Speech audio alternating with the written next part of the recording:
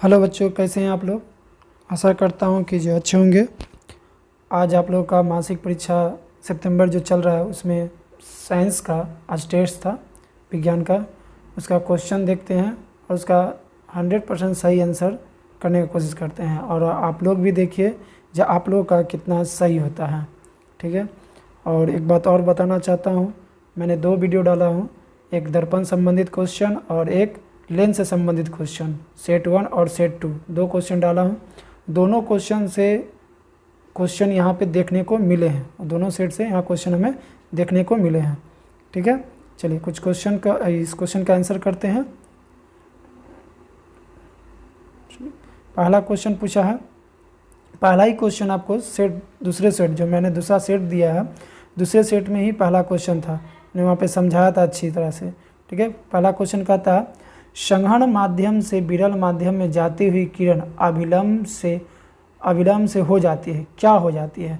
तो अविलंब से क्या हो जाती है, दूर हो जाती है। इसका आंसर क्या हो जाएगा, बी।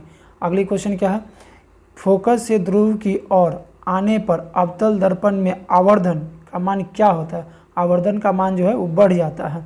कैसे बढ़ जाता है आपको पता होना चाहिए। जो फोकस दूरी जो होता है, आवर्धन बराबर जो होता है, आवर्धन बराबर प्रतिबिंब की दूरी बटे वस्तु की दूरी, प्रतिबिंब दूरी बटे वस्तु की दूरी। अब फोकस से यहाँ अवतल दर्पण है और ये ध्रुव, यहाँ फोकस से यदि ध्रुव की ओर अगर कोई वस्तु को हम यहाँ ले जाएंगे तो यहाँ पे वस्तु दूरी क्या होगी, कमेगी।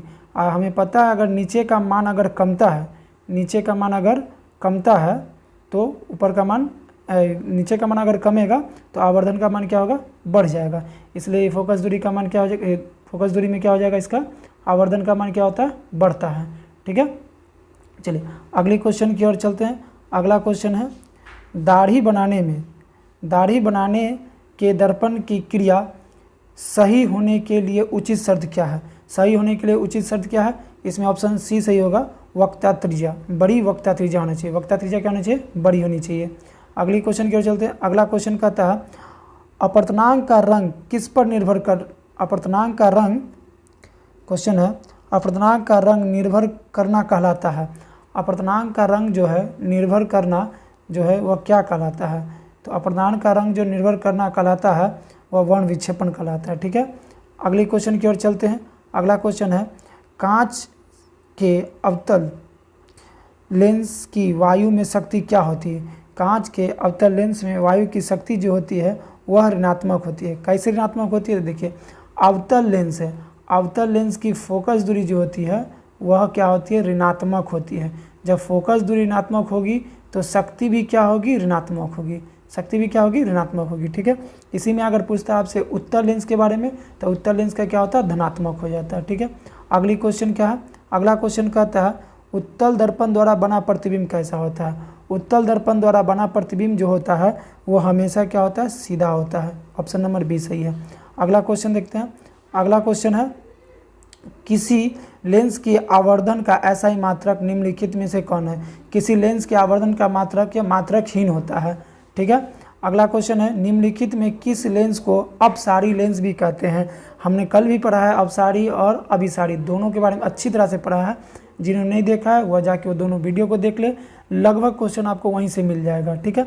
तो अभिसारी लेंस किसे कहते हैं, अभिसारी लेंस जो है उत्तल लेंस को कहा जाता है, ठीक है।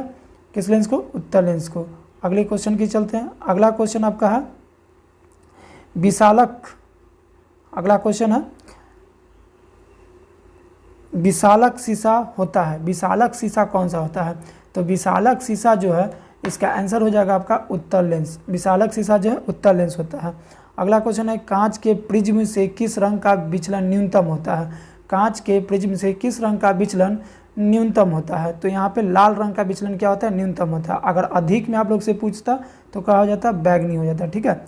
अधिक में बैगनी और कम में लाल। अगला क्वेश्चन है निम्नलिखित में कौन लवण है, निम्नलिखित में जो है कौन सा लवण है। तो NaOH सोडियम हाइड्रोक्साइड जो है वो क्या है, लवण है। सोडियम हाइड्रोक्साइड क्या है, एक प्रकार का लवण है, ठीक है। चलिए अगला क्वेश्चन क्या कहता है, अगला क्वेश्चन कहता है निम्नलिखित में कौन विस्थापन अभिक्रिया का उदाहरण है।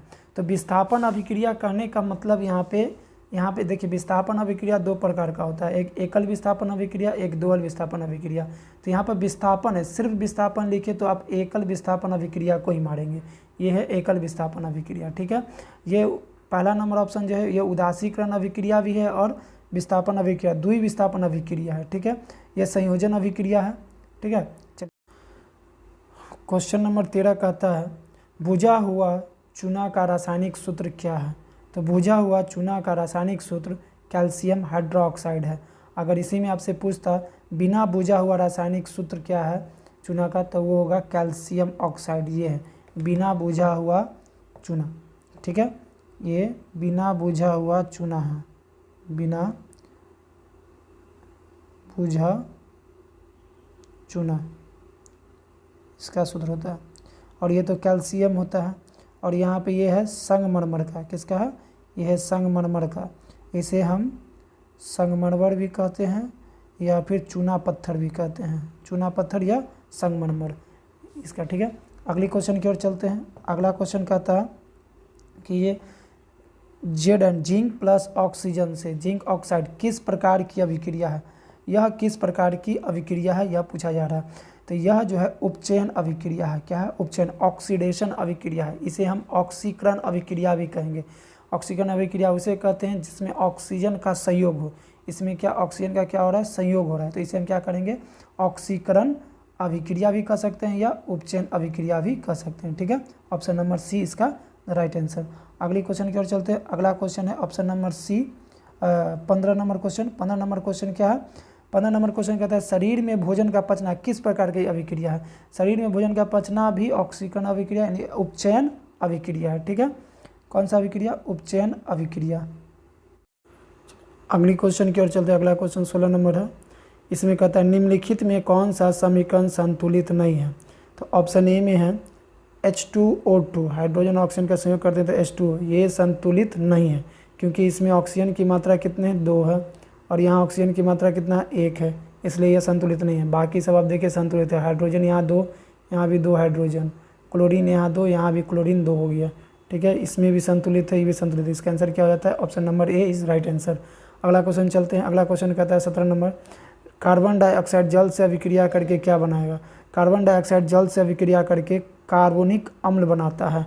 सल्फ्यूरिक अम्ल तो होगा नहीं कभी भी क्योंकि इसमें कार्बन की मात्रा है नहीं।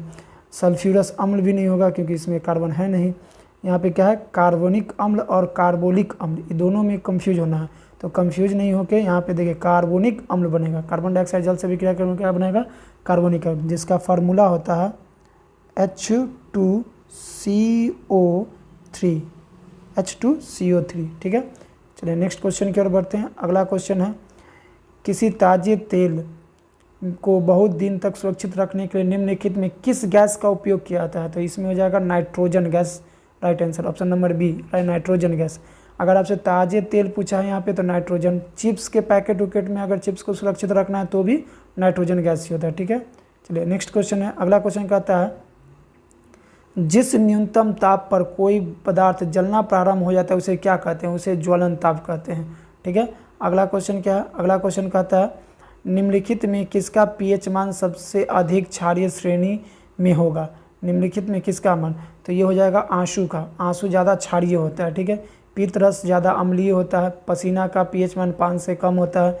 दूध का पीएच मान 6.5 से 6.7 के आसपास, और आंसू का जो पीएच मान होता है वह 7.4 के आसपास होता है। ठीक है, ओके, चलिए अगला क्वेश्चन देखते हैं। अगला क्वेश्चन है अंडाणु निषेचित होता है। अंडाणु जो है निषेचित कहाँ होता है, वो फिलिपियन नलिका में होता है। ठीक है, अगला क्वेश्चन है द्विविखंडन पाया जाता है किसमें। द्विविखंडन की क्रिया जो है सो प्लेनेरिया में पाया जाता है। ठीक है, हाइड्रा बहुविखंडन होता है, तो प्लेनेरिया इसका आंसर होगा। अगर इसमें प्लेनेरिया ऑप्शन नहीं रहता, अगर इसमें ऑप्शन रहता आपका अमीबा, तो अमीबा भी द्विविखंडन अभिक्रिया है। ठीक है, पैरामीशियम और अमीबा। अगला क्वेश्चन क्या है, अगला क्वेश्चन है निम्नलिखित में से किसे बर्थ हार्मोन कहा जाता है। तो ऑक्सीटॉक्सिन को हम बर्थ हार्मोन कहते हैं। Option number C is right answer. अगला क्वेश्चन है कूटपाद पाया जाता है किस में, तो अमीबा में कूटपाद पाया जाता है। बहुत बार ये क्वेश्चन पूछा गया है। अगला क्वेश्चन है किस पौधे में रंध्र अनुपस्थित रहते हैं। तो जितना भी जलीय पौधा है उसमें जो है रंध्र अनुपस्थित रहता है। इसमें अब जलीय पौधा कौन सा है, तो हाइड्रीला जो है यह जलीय पौधा है, आम जलीय पौधा है नहीं, कनेरा भी नहीं है, नागफनी भी नहीं है, यह सब स्थल पे होता है। हाइड्रीला जो है जल के अंदर है, जल में पौधा उगता है, इसलिए इसे जल पौधा भी कहते हैं हाइड्रीला को। तो अगर आपसे पूछे रंध्र किस में अनुपस्थित होता है तो जलीय पौधा में हाइड्रीला। ठीक है, चलिए अगला क्वेश्चन क्या है। अगला क्वेश्चन कहता है खुला परिवहन तंत्र पाया जाता है किस में। तो खुला परिवहन तंत्र जो है यहाँ पे देखिए आपको ऑप्शन में तिलचट्टा नहीं दिया हुआ है, तो यहाँ ऑप्शन में तितली है, तितली मारेंगे। जितने भी कीट प्रजाति में आएंगे, जितने भी कीट प्रजाति होते हैं उसमें खुला परिवहन तंत्र पाया जाता है। ठीक है, जितने भी कीट होंगे उसमें।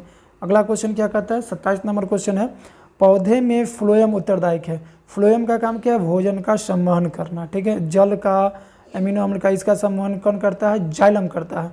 अब फ्लोएम किसके लिए, भोजन के लिए। अगले क्वेश्चन की ओर चलते हैं। अगला क्वेश्चन कहता है उभयलिंग जीव का उदाहरण है। उभयलिंग जीव का जो उदाहरण है वह हाइड्रा है। हाइड्रा क्या है, उभयलिंग है। ठीक है, अगला क्वेश्चन है एक वयस्क मनुष्य में कितने दांत होते हैं। एक वयस्क मनुष्य में 32 दांत होते हैं। ठीक है, अगला क्वेश्चन क्या है, शुक्राणु कोशिका होती है। शुक्राणु कोशिका जो होती है अगुणित होती है। आज ही आप लोगों का 30 क्वेश्चन पूछा गया था, 300 ऑब्जेक्टिव, बहुत ही अच्छा क्वेश्चन था। चलिए सभी क्वेश्चन का आंसर हमने बता दिया है। आई होप आप अच्छी तरह से समझ गए होंगे।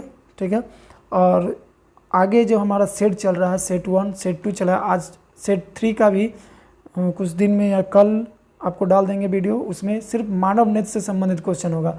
आप वो दोनों सेट देखिएगा, दोनों सेट से आप इसमें मिलाइएगा, लगभग क्वेश्चन आपको फिजिक्स का क्वेश्चन मैच करेगा। ठीक है, चलिए आज के लिए इतना ही, धन्यवाद।